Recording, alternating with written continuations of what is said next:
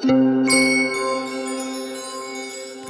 everyone, welcome to Eckhart Yoga. My name is Esther, and today I'd like to show you a few things that you want to do in your yoga practice to keep your knees safe. This works as well preventive, as well when you already have a few new knee issues. Okay, so we're going to start in downward facing dog pose. So place your hands down firmly, spreading the fingers, tuck your toes under from your belly, pull back and up. And find your place in downward facing dog. So even in downward facing dog already, you can bend your knees a little and then take them out towards the outer ankles and straighten the legs here. That's a good place to be in downward facing dog for the knees and for the regular alignment anyway. Now when you step forward with your right foot into a lunge, it's important to step your right foot towards the thumb of the right hand, okay? So you can step your foot in a little out to the right rather than too much to the left where your feet almost line up, because that's going to be a little bit funny for your knees.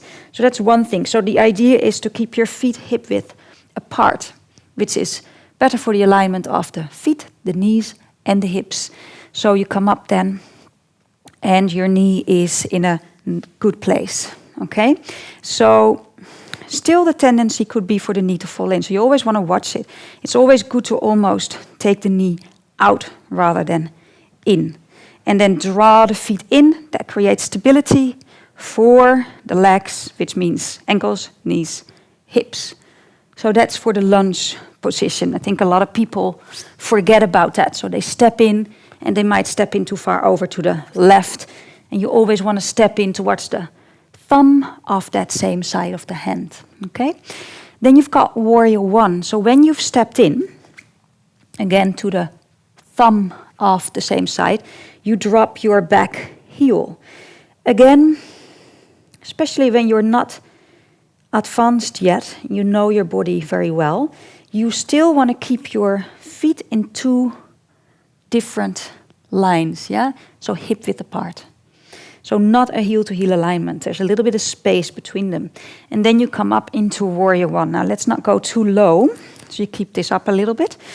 It's about the alignment of the back knee mostly. So what happens a lot is that people want to square their hips. And yes, it would be nice if the hips become as square as possible, but not if you mess with the alignment of your back knee because of it. So your knee and your toes want to be pointing in the same direction. So keep your knee safe that way. Keep that leg strong. Keep pulling up the muscles around the knee joint and think more of bringing the left side body to face forward than the left hip. There's a little bit of the hip going on.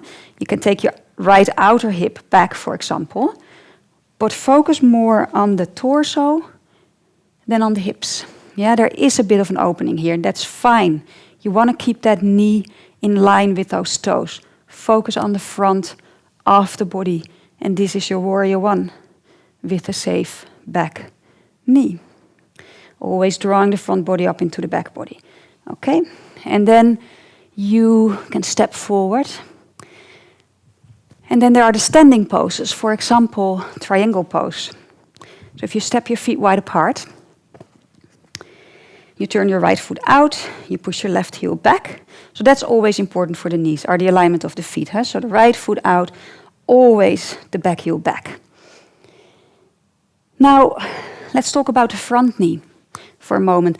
A lot of people overextend in this pose, so they hang into the knee joint. Not a great plan.